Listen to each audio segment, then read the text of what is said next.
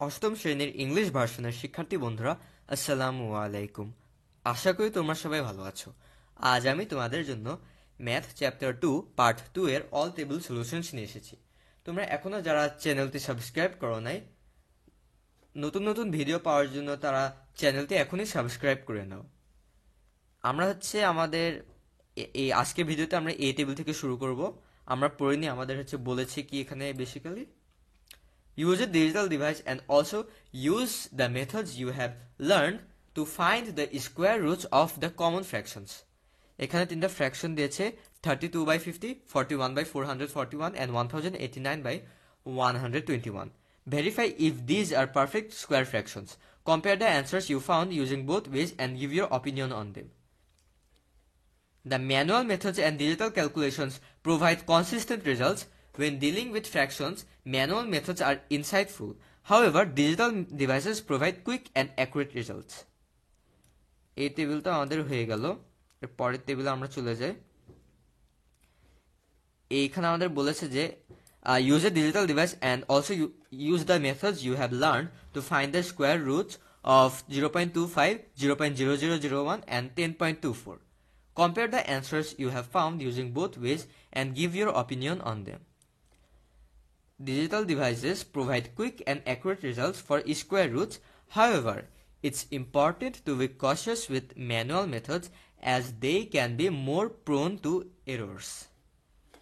এই টেবিলটাও আমাদের হয়ে গেল। এর পরের টেবিলে আমরা চলে যাই। আচ্ছা, এই টেবিলে এটা আমাদের বলছে ইন্ডিভিজুয়াল ওয়ার্ক।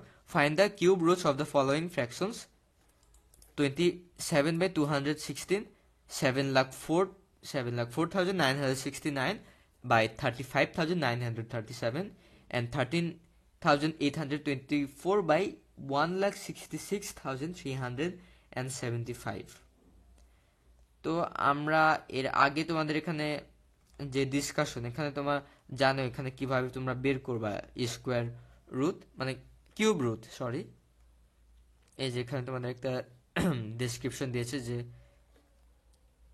এখন মনে করো যে 27/216 এটার কিউব রুট 1/2 হবে।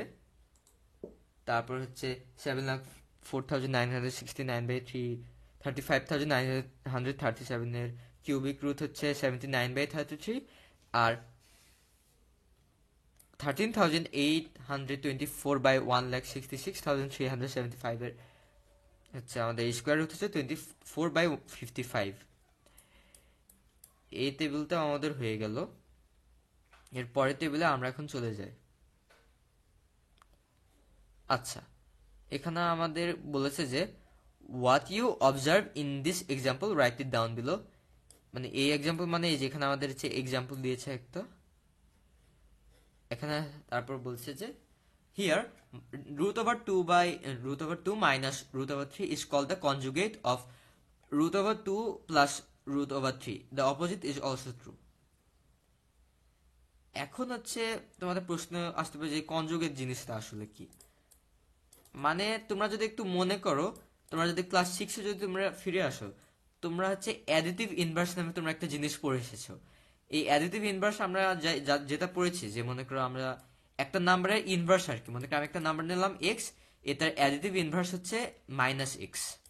মানে বেসিক্যালি একটা নাম্বারের উল্টা আর কি। এটাই মানে এখানে কনজুগেট নামে এখানে এসেছে। এই যে এটার কনজুগেট এটা, মানে এখানে আমাদের একটা অপারেটর আছে যে মাইনাস সাইন, এটা প্লাস হয়ে যাবে, এটার ইনভার্সটা হয়ে যাবে। তো এখানে কনজুগেটটা আমাদের √2 minus √3 এর কনজুগেট √2 plus √3। তো এখানেও এই যে আমরা এখানে কি অবজার্ভ করেছি আসলে এখানে উপরে, এটা আমাদের বেসিক্যালি লিখতে বলেছে। The provided example demonstrates the application of the difference of squares formula in roots, where the product of the sum and difference of two terms results in difference of the squares. এই টেবিলটা আমাদের হয়ে গেল।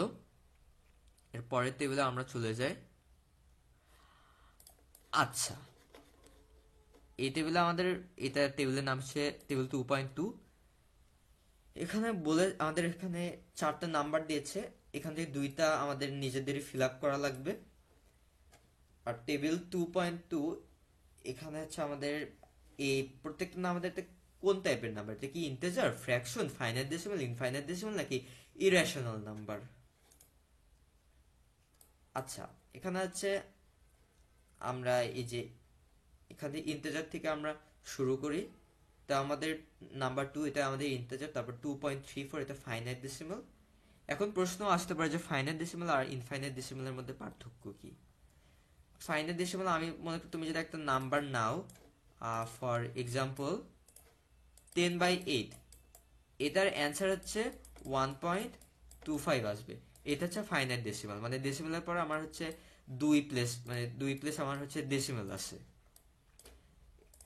আর হচ্ছে infinite decimal হচ্ছে, মনে করো আমি যদি একটা বলি, মনে করো 100/3, এটার অ্যান্সার তোমরা যদি ক্যালকুলেটরে দেখো, এটার অ্যান্সার হচ্ছে আসবে 33.3333, মানে এটা যেতেই থাকবে, মানে এই ডেসিমাল পয়েন্টের পর মানে ইনফাইনাইট ডেসিমাল আছে, মানে ইনফাইনাইট অ্যামাউন্ট অফ নাম্বার আছে, তার কোনো এক্সাক্ট অ্যান্সার নেই। মানে ইনফাইনাইট ডেসিমাল আর ইরেশনাল নাম্বার এই দুইটা একই জিনিস আর কি। আচ্ছা, তারপর আছে 3/5, এটা ফ্র্যাকশন, আর 100/3 এটা দেখাইলাম। এটা ইনফাইনাইট ডেসিমাল আর ইরেশনাল নাম্বার, এই দুইটাই হবে। কিন্তু আরেকটা জিনিস, এই যেখানে আমরা দেখলাম যে 3/5, এটা হচ্ছে আমরা চাইলে হচ্ছে ফ্র্যাকশনের সাথে আমরা এটা ফাইনাইট ডেসিমালও দিতে পারি। এখানে ধরো এখন 3/5 এই জিনিসটা কিন্তু আমরা যদি ডেসিমালে যদি লিখতে চাই, আমরা যদি ডেসিমালে যদি কনভার্ট করি, এই 3/5 হচ্ছে আমরা এটার অ্যান্সার আসবে 0.6, এটা আমাদের অ্যান্সার। এখন এটা কিন্তু আমাদের হচ্ছে ফাইনাইট ডেসিমালের মধ্যে কিন্তু পড়ে, রাইট? এর জন্য আমার এখানে আমরা 3/5 এটা আমরা ফ্র্যাকশন আর ফাইনাইট ডেসিমাল এটা আমরা দুইটাই দিয়ে রাখবো। আর উপরের বাকি সব কিছু ঠিকঠাক আছে। এখন তোমরা আর যদি তোমাদের যদি জিজ্ঞাসাবাদ আসে যে হচ্ছে 2/1, এটা হচ্ছে আমরা হিসাবে লিখতে পারবো না। এটা চাইলে এটা তো আমরা হচ্ছে যদি মনে করো তোমরা যদি এটা হিসাবে তো আমরা লিখতে পারি, এটা আমরা তাহলে এখানে ফ্র্যাকশন আমরা টিক দিলাম না কেন? কারণ 2/1 মানে সব নাম্বারের নিচে কিন্তু হচ্ছে আমার 1 থাকে। তো এখানে কিন্তু এই যে এখানে আমার এই যে ফ্র্যাকশনে এই 2 এর জন্য আমার এখানে ফ্র্যাকশনে টিক মার্ক দেওয়া আননেসেসারি। তো এটাই ছিল এই চ্যাপ্টারের লাস্ট টেবিল। তো বন্ধুরা, আজকের ভিডিওতে এই পর্যন্তই। এর পরের ভিডিওতে আমরা চ্যাপ্টার 3 থেকে শুরু করব, এর সব টেবিলের সমাধান আমরা দেখে নেব। তো আজকের ভিডিওতে এই পর্যন্ত। যারা চ্যানেলটি এখনো সাবস্ক্রাইব করা নাই তারা প্লিজ চ্যানেলটি সাবস্ক্রাইব করে আমার সাথেই থাকো। Thank you every